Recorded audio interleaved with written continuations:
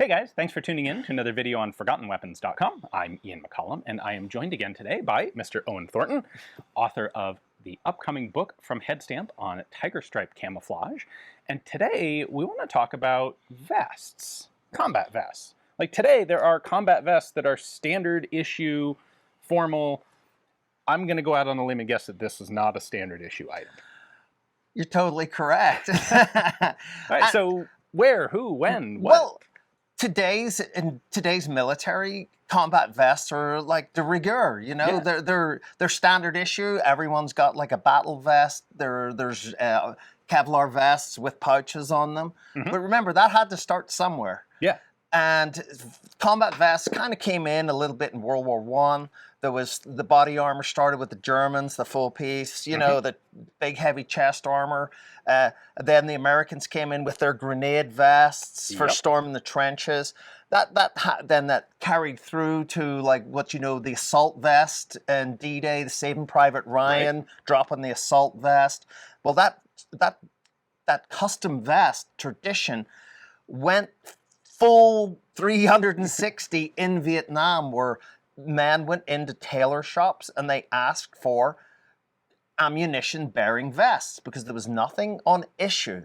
Okay. So basically, every camouflage pattern that was known, from the Erdl, the Leaf, to the Police, to Tiger Stripe vests, were made in every rendition. There's no standard. Right. The standard is there is no standard. Okay. Okay, and here's a beautiful example. It looks like this is grenade pockets. Yeah, these could be grenade pockets, or they could also be 20-round magazine pockets. It's amazing how. Okay. Yeah. Yeah, you can squeeze one in. It's a little bigger than it looks. Yeah, okay. But you know, it's a 20-round magazine, as you know. You can stuff that in. It's not that big. They're not that big. They look bigger. You know, people are used to a 30-round magazine today. 20 rounds just came in. It was like a new thing. And, you know, if you wanted to look rock and roll, you went and got yourself a vest. I like how they've got the accent of tradition here with the French style. Absolutely. Side pockets. Yes. Yeah. And you know what's really strange about this vest? No, let's just not open it up. They were actually made, and this is something very, very interesting. They were actually made from that liner was a U.S. mail bags. Huh. And there it is, look. There it is, backwards. Yeah, U.S. mail. Holy U.S. cow. mail, and because this was really good canvas, it came from the United States. It was better than what was in Vietnam, and traditionally really cool. They used it as liners. And so you've even got a rough date on this. Like it's a 1968 mail bag, so you know this was at least 68 or later. So you know, like this mail bag was swiped.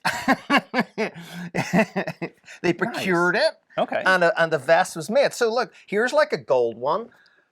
Here's one that dropped down. Yeah, well, we'll get that. Okay. So here's a lightweight tiger stripe. Again, it's got the 20-round magazine on the bottom. It's also got zippered pockets. You would put like a map in there, you know, dry goods, you little Hershey's in there, something like a little go time your cigarettes. And it's a little bit of mismatched material. Like Absolutely. The pocket material is different. Look, the one thing about camouflage and tiger stripes to a working soldier that collectors sometimes overlook is all camouflage was camouflage. To match it up, you'll see a guy with a used pair of pants and a new shirt and a brand new boonie hat of a different pattern. It was all flage. Okay. Okay, and that concept carried through with the vests. Okay. Just like this. Here, you want me to hold one? No, I'll set it with the other one. So another style of vest, this is just slightly earlier. This would have been made for an Aviator. This came from a U.S. Air Force guy's estate. Exactly, thank you. I was groping for the word there. And this is like mission-related type of thing. So he would have had survival equipment in here, you know, pan flares, a signal mirror, maybe the little flat sachets of water. Okay. And signal equipment, some rations. Yeah, a couple pockets on the back. Exact pockets on the back. And it's cool. Those pockets are styled just like the BDU trouser pockets. Yeah, well, the jungle suits. Yeah, only except they're not taken off a set of tiger stripe pants. They're actually custom made for this. So Okay. that tells us as historians that they did have a bolt of this cloth. They That's were true. able to cut it from scratch. And what's very interesting about this vest is it doesn't open from the top like you would see. It opens from the bottom. That was a personal preference. The guy just, that Interesting. was his hand, you know, that, you know, like a left-handed versus right-handed guy. Okay. You know, Oh, that's he cool. he wanted it from the bottom. And, you know, these vests are very, very rare and very sought after. Would suspect so. Yeah, and as a collector myself, when I find one of these, I'm happy inside for 6 months at a time. Well, and it's got to be really interesting because they are all different, and each one says something about the guy who had it made. 100%. They tell a personality. They tell a guy's story. What might work for you doesn't work for me. Right. You know, it's just as simple as that, you know? That's super cool. Yeah. So there was never a standardized vest even by the end of the conflict? Not a camouflaged vest like this. There's like the 27P US Air Force survival vest that was a standard, and of course individual airmen moved their pockets around, and like SOG got a hold of those. They dyed them green. There's a SOG vest. It's heavy canvas called a 1-0 vest. 1-0 is the designation for a team leader. Okay. So he was. It was like a badge of honor. You pretty much went out and bought it yourself. You rewarded it by your team, and the indigenous soldiers were like, "You're the boss," you know. But stuff like this, an individual airman would have went in and had this made. Okay, because there are tailor shops easily accessible in Japan. Easily accessible in Japan, and Saigon. in Saigon. Plus, every major town and village, you could pretty much go in, get something made, because of the black market, there was a lot of fabric that was appropriated.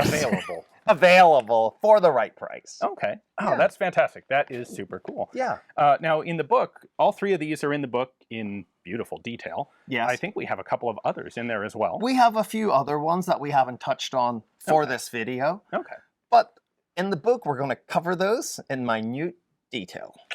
All right. Well, if you guys are interested in seeing more about not just the custom gear from Vietnam in Tiger Stripe, but also the evolution of Tiger Stripe as a general camo pattern and how it went from French to Vietnamese to American, all of that is covered in our new book. We currently have it available for pre-sale over on Kickstarter, along with a bunch of cool extras and stretch goals. Definitely, if you're interested, check it out in the description text below. We've got a link to the Kickstarter. Hopefully you enjoyed this little look at a couple of particularly interesting vests. Thanks for watching. Thank you.